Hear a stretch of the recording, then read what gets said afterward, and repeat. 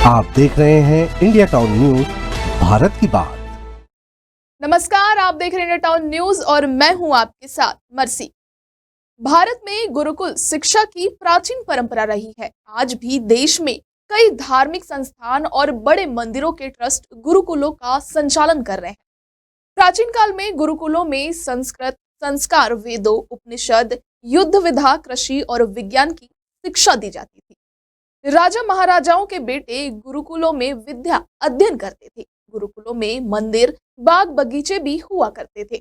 गुरुकुलों से बच्चे हर विद्या में निपुण होकर निकलते थे। आज हम आपको एक ऐसे स्कूल से रूबरू कराते हैं जिसे देखकर आप बोल उठेंगे, अरे ये तो गुरुकुल है।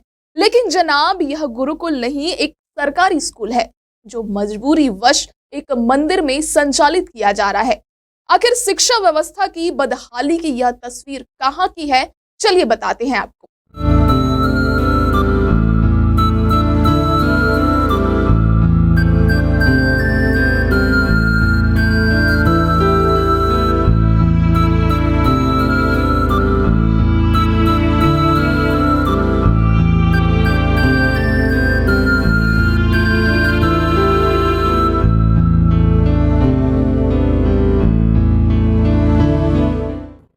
स्कूल में बिच्छू सांप वगैरह हिटते हैं, हमको डर लगता है और वो क्षति ग्रस्त है।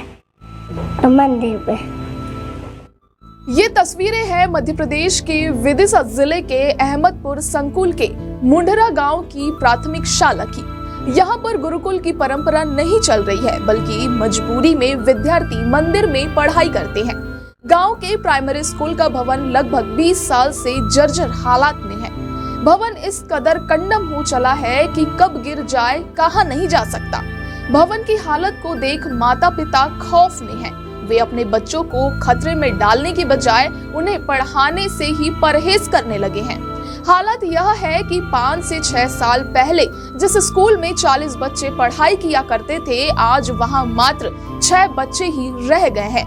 इन बच्चों को मंदिर के बरामदे में पढ़ाया जा रहा है। बरसात के मौसम में मंदिर के अंदर कक्षा लगाई जाती है।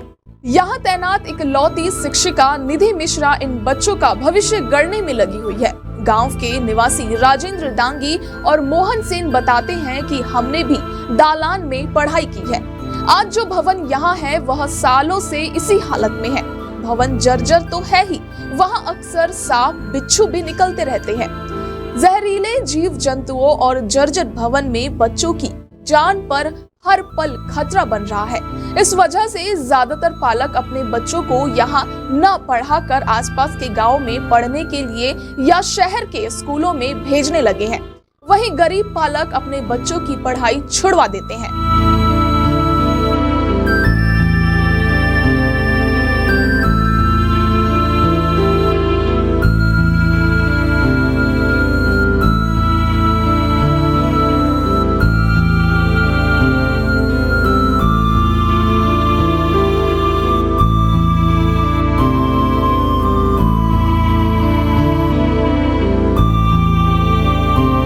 स्कूल के बारे में कहना है सर जी, हम लोग भी हैं जो दहलान पे पड़े हुए हैं। हमने कभी सरकारी स्कूल में नहीं, ये बिल्डिंग बनी थी तेरे 20 साल हो गई है। ये गिरवे कगार पे है, बच्चे भी अंदर पढ़ते हैं तो डर लगता है। बर्रइयाँ लगी हैं सर पे है इसके अंदर। खाना है तो खाना घर से बन के आ रहा, अब खाना किचन भी नहीं है, तो कुछ नहीं है इसमें। लेटरिन बाथरूम नहीं है, चल के आप देख सकते हो, लेटरिन बाथरूम भी इसमें कुछ नहीं है। 20 साल की पढ़ाई होती होगी बच्चों की पढ़ाई। ये मंदिर रहेगा, गांव के पटेल खड़े हैं जहाँ पे, उन्हीं के मंदिर पे पढ़ाई हो रही सर। हम तो यही देखते आ रहे हैं और यही मतलब पढ़ा है हमने। बच्चों का भविष्य तो इस स्कूल में ख़राब है और स्कूल की स्थिति इतनी ख़राब है कि बच्चे अगर स्कूल में पढ़ते हैं, कभी कोई पत्थर या स्कूल क्रैक होता है तो बच्चों ये तो ख़त्म हो जाएंगे। हमारे बच्चों की हालत ख़राब हो जाएगी, हमारे गांव के बच्चों की, है ना। और स्कूल 20 साल से इसी स्थिति में है, स्कूल पर कोई ध्यान ही नहीं दे रहा है। और अगर ये मंदिर नहीं होता तो बच्चे कहाँ पर पढ़ते आप बताएं। बच्चे कुछ शहर में जाने लगे हैं, कुछ अपने पढ़ भी नहीं रहे हैं। और स्कूल की वैसे भी स्कूल की हालत ये है कि यहाँ पर कोई पढ़ाना ही पसंद नहीं करता, क्योंकि उनके बच्चों को खतरा है। इसलिए बच्चे यहाँ पर ज़्यादा नहीं पढ़ रहे हैं। समस्या है देखो, वो स्कूल बस सही नहीं है, यहाँ पे टूट रहा है, बच्चों को बहुत समस्या होती है। मैम भी आती हैं तो अच्छे से पढ़ाती हैं वो, लेकिन उनको बहुत समस्या होती है। वो इधर देखो, आप खुद देखिए, मंदिर में पढ़ा रही हैं वो समस्या होती है। सर कोई भी नहीं देता, बोलते हैं तो कोई सुनता नहीं है सर, समस्या ये है ना, कोई भी नहीं सुनता है।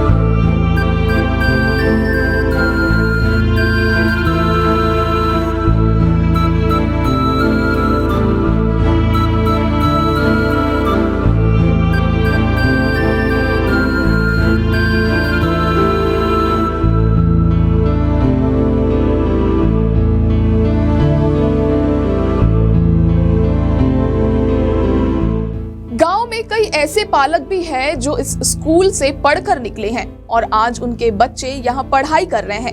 इन पालकों को इस बात का मलाल है कि उनके स्कूल की हालत आज इतनी दयनीय हो चली है।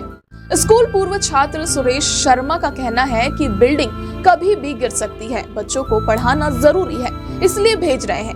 हमारी आर्थिक स्थिति मजबूत होती तो हम भी प्राइवेट स्कूल में बच्चों को भेज देते। वहीं शिक्षिका निधि मिश्रा का कहना है कि हम अपने शैक्षणिक कार्य के दायित्व का निर्वहन कर रहे हैं। हम कई बार लिखित में वरिष्ठ कार्यालय को सूचना दे चुके हैं।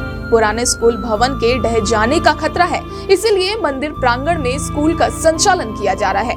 इस पूरे मामले को लेकर बीआरसी बलभद्र सिंह मीणा का कहना है कि स्कूल की हालत की जानकारी मिली है, जर्जर भवन को गिराने के लिए आदेश हुआ है, नए भवन के लिए स्थान चिन्हित करने की प्रक्रियाएं चल रही है।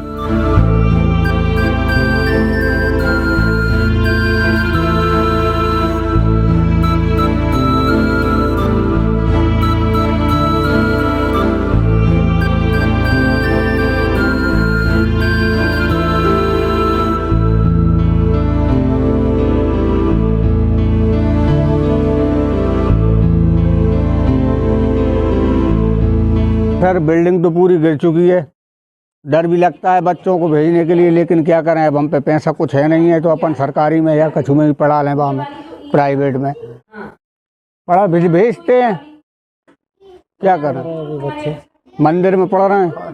सर विद्यालय क्षतिग्रस्त होने के कारण हम वहाँ पढ़ा नहीं पाते हैं। बरसात में पानी भर जाता है, कीड़े मकोड़े निकलने का भय रहता है और निकलते भी हैं सर। परसों के रोज़ भी सर्प वगैरह बिच्छू वगैरह ये निकल जाते हैं, इस वजह से हम वहाँ नहीं पढ़ा पाते और हम यहाँ विद्यालय मंदिर परिसर में ही लगाते हैं। मेरे यहाँ विद्यालय में बच्चे 6 हैं। पहले कितने थे? पहले 40 थे, क्षतिग्रस्त होने के टाइम पे 40 बच्चे थे उसमें। क्या कारण है जो बच्चों की उपस्थिति कम होती जा रही है? सर विद्यालय भवन न होने के कारण भी इसका बहुत अंतर पड़ा है। पहले बच्चे इसमें बहुत बताए जाते, 40 बच्चे बताए गए थे, पर जब से विद्यालय की टूट फूट हुई तब से बच्चों की संख्या दिन ब दिन कम होती गई। जैसे मंदिर में पढ़ाई आप करा रहे हैं तो मंदिर में पूजा पाठ के लिए कोई आते होंगे, डिस्टर्ब नहीं होते? सर मैं बाहर पेड़ के नीचे ही पढ़ाती हूँ और जो भी कभी कभार जैसे 9 दुर्गाओं के टाइम पे रहता है तो हम उतने टाइम पे मंदिर में एक साइड बैठ के पढ़ा लेते हैं। बारिश में कैसी दिक्कत? बरसात में सर मैं यहीं पढ़ाती हूँ, जैसे बारिश नहीं है, सूखा है तो हम बाहर पढ़ाते हैं पेड़ के नीचे, पर जब बरसात आती है तो हम यहीं पढ़ाते हैं। अभी सारे टीचर हैं यहाँ पर? मैं यहाँ पे अकेली हूँ सर। पिछले साल भी मैंने लिखित दिया था, इस साल भी दिया है लिखित में, तो वो यही बोला जाता है बिल्डिंग क्षतिग्रस्त है तो आप कोई किसी की दलान में पढ़ाने लगें या सुरक्षित स्थान पढ़ाने लगें, पर मुझे आज तक गांव में कोई सुरक्षित स्थान मुझे दिखाई नहीं। मंदिर से अच्छा स्थान नहीं दिखा सर। मैं एक साइड बैठ जाती हूँ, किसी को यहाँ पे डिस्टर्ब नहीं करने देती। हाँ, इसकी क्योंकि वो भवन जो है जीर्ण शीर्ण हो गया है और हमारे द्वारा हमारी जो अपनी निर्माण शाखा है उसके माध्यम से हमने उस भवन की जांच भी कराई है और उसकी जो जांच होने उपरांत हमारे वरिष्ठ कार्यालय से हमको आदेश भी प्राप्त हो गया है और उसका ध्वस्तीकरण को पंचायत के माध्यम से एसएमसी के माध्यम से उसको ध्वस्तीकरण की प्रक्रिया उसकी अनुमति प्राप्त हो गई है और नए भवन की भी हमारे द्वारा डिमांड कर दी। क्योंकि मैं अभी कुछ समय साल पहले ही 2 साल पहले बीआरसी का चार्ज लिया मैंने, जैसे मेरे संज्ञान में हुआ हमने उसकी जांच करवाई और जांच प्रक्रिया पूरी होती, जहाँ से अनापत्ति मिलती है वहाँ से लेते हुए उसकी ध्वस्तीकरण की प्रक्रिया पूर्ण हो गई है। उसका मैंने पत्र भी जारी कर दिया है। 21/11/2024 को वरिष्ठ कार्यालय द्वारा उसकी अनुमति प्रदान कर दी गई कि इसको ध्वस्त हाँ, अभी हमें सार्वजनिक स्थान देखना पड़ रहा है कि यहाँ पे हम विद्यालय को संचालित कर सकते हैं, तो विद्यालय के निकट में मंदिर ही जो सबसे सुरक्षित जगह लगी, तो इसलिए वहाँ पे हो रहा है। और हम प्रयास कर रहे हैं कि कहीं भी कोई हमें सरकारी जगह मिल जाए तो वहाँ पे उसको हम संचालित कर सकते हैं। अधिकारी कहते हैं कि कंडम हो चली स्कूल बिल्डिंग को गिराने का आदेश जारी हो चुका है। नया भवन बनाने के लिए जमीन तलाशी जा रही है, लेकिन सरकारी काम तो सरकारी होता है। कब जमीन मिलेगी, नया भवन कब तैयार होगा, इसका कोई लेखा जोखा विभाग के पास नहीं है। अब देखने वाली बात यह है कि आखिर कब तक देवता के मंदिर में शिक्षा का मंदिर चलता रहेगा। यह खबर भेजी है विदिशा से सोनू नामदेव ने। आज के सेगमेंट में इतना ही, कल फिर होगी मुलाकात। तब तक के लिए मुझे दीजिए इजाजत। नमस्कार। आप देख रहे हैं इंडिया टाउन न्यूज, भारत की बात।